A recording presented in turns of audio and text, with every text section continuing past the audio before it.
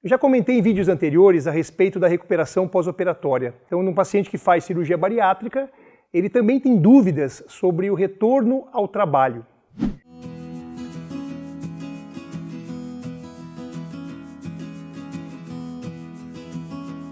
Então, assim, o paciente que faz a cirurgia, ele tem, hoje, devido à videolaparoscopia, que é uma cirurgia minimamente invasiva, uma permanência hospitalar média em torno de 1 a 2 dias. Quando o paciente sai do hospital, ele já sai andando, caminhando, né, normalmente.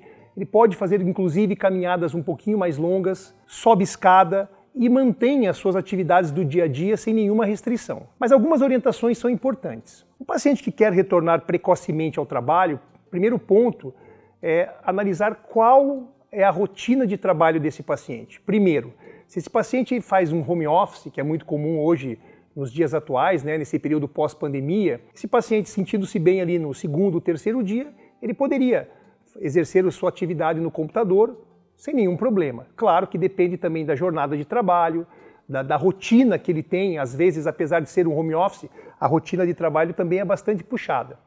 E o paciente ele vai se sentir um pouco mais cansado.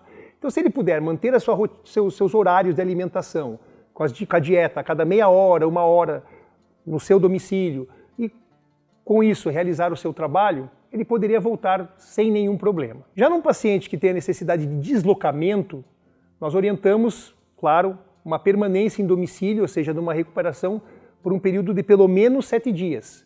Então a grande maioria vai retornar ao trabalho em torno de 7 a 14 dias. Isso por quê?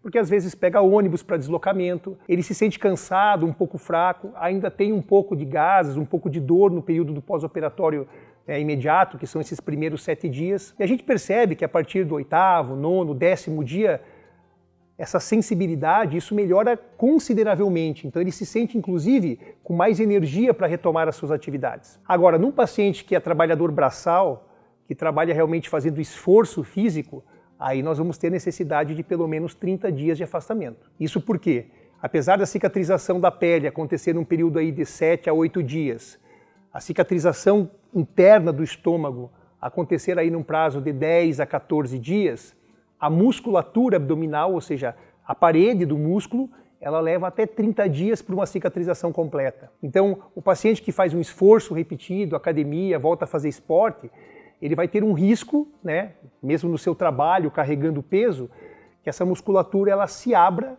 não cicatrize e forme uma hérnia muscular.